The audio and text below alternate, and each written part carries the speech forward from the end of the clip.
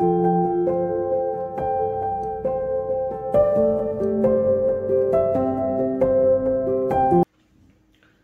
मित्रांनो, आज आपण क्षयरोगाविषयी बोलणार आहोत.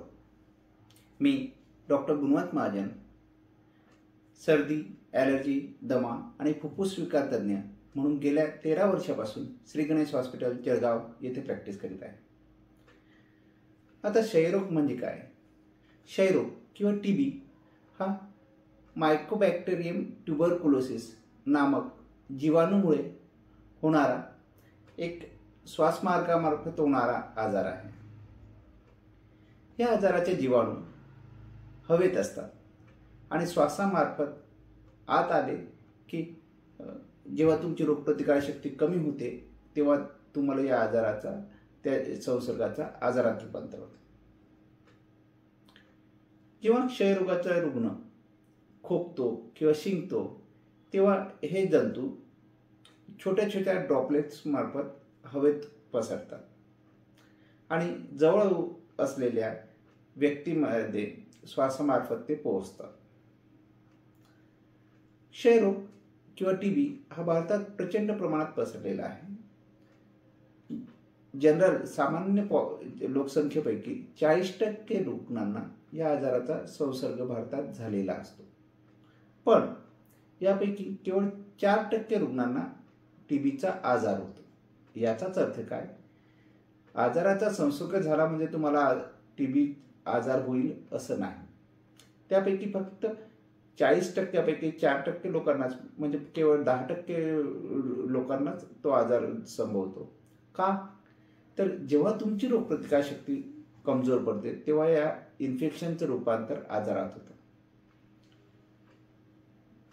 जर तुम्हाला या आजाराच्या रुग्णासोबत तुम्ही असला पण तुमची स्वतःची रोगप्रतिकारशक्ती चांगली असली तर त्या व्यक्तीच्या संसर्गात सोबत राहून देखील तुम्हाला तो आजार होत नाही.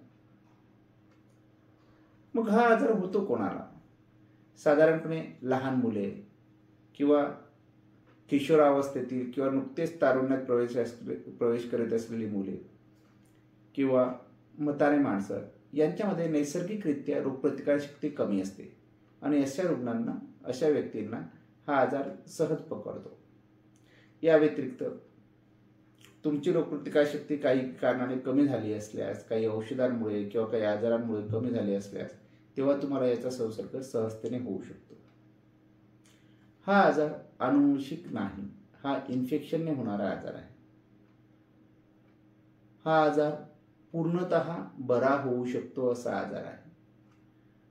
आताच्या काळात याचे खूप प्रभावी औषधं आहेत आणि त्या औषधांचा व्यवस्थितप्रमाणे नियमितपणे सुयोग्य डोसेसमध्ये उपचार केल्यास हा आजार पूर्णतः बरा होतो. त्यामुळे आजाराविषयी भीती वाटून घेण्याचं अजिबात काही कारण नाही.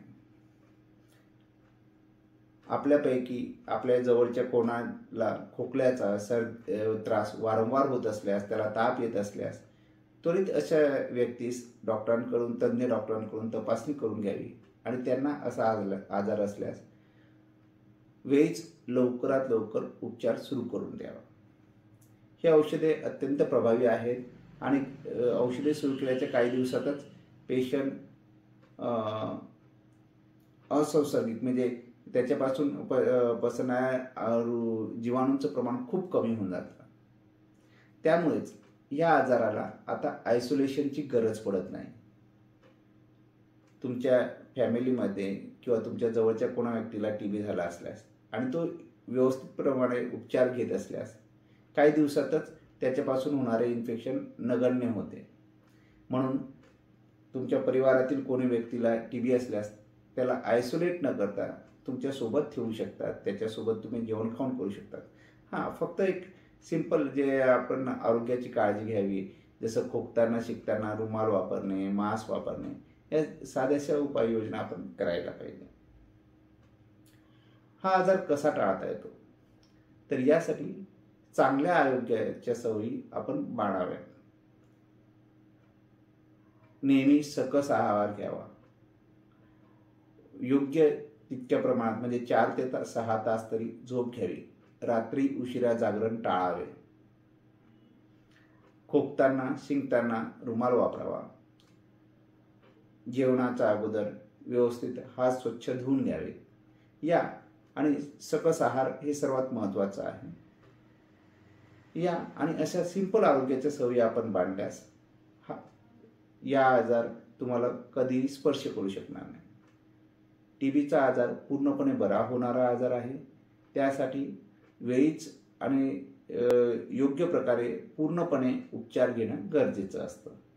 तेवढं तुम्ही घेतल्यास या आजारापासून कोणत्याही प्रकारे मोठा धोका उद्भवत नाही. आणि त्यासाठी तुमच्या जवळच्या कोणाला खोकल्याचा त्रास असल्यास तज्ज्ञ डॉक्टरांकडून वेळीच त्याची तपासणी करून घ्या. या आजाराविषयी भीती बाळगू नका, पण मनात जागरूकता अवश्य ठेवा. याविषयी कोणतीही शंका मनात असल्यास आम्हाला अवश्य भेटा.